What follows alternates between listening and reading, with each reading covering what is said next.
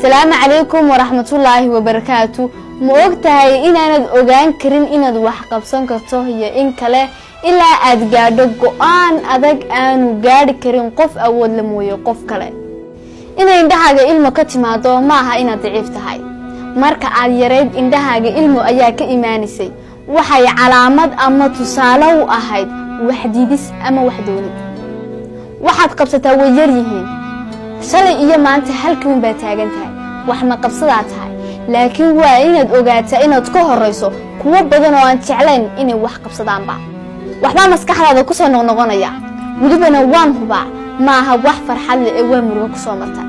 ma ogtahay xasuusta murugadu waxay ka hor istaagi kartaa mustaqbalka qurxoon ee ku ifaya haddaba ka masax maskaxdaada oo dib u haw xasuusan doola cadeyntu waxay astaan u tahay farxad ama xasiloon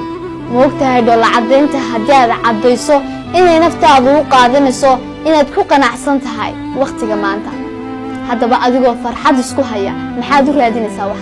noloshu ma jecla ma soo dhaweyso qof daciifa adiga ayaa nolosha ka adkaan kara adiga iska difaaci kara nolosha adiga iska dhiga qof adag oo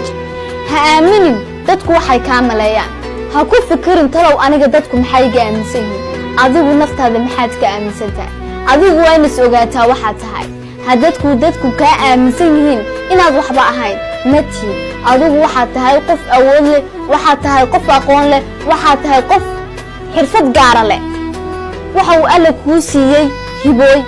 da'da doontid jir buurnow ama dhugnow casow ama madow gaabnow ama dheerow qofka awood badan oo adduunka korkiisa ku nool inaanu jiri wayn naftaada ogeysiisaa hadduu qof si aan fiicnayn kula hadlo ama uu kula dhaqmo ha istareensiinin waayo waxa dhici karta inaad gashid xaaladda uu qofkaas ku jiro ama uu ka sheegayo aanad rumaysatid waxa uu ka sheegayaa inay run yihiin markay xaalad adag ku soo wajahdo ama ku qabsato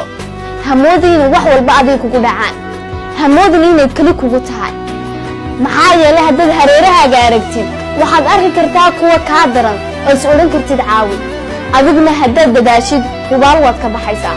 ha ka cabsan inaad qalad ku dhacdid qof kastoo adduunka korkiisa jooga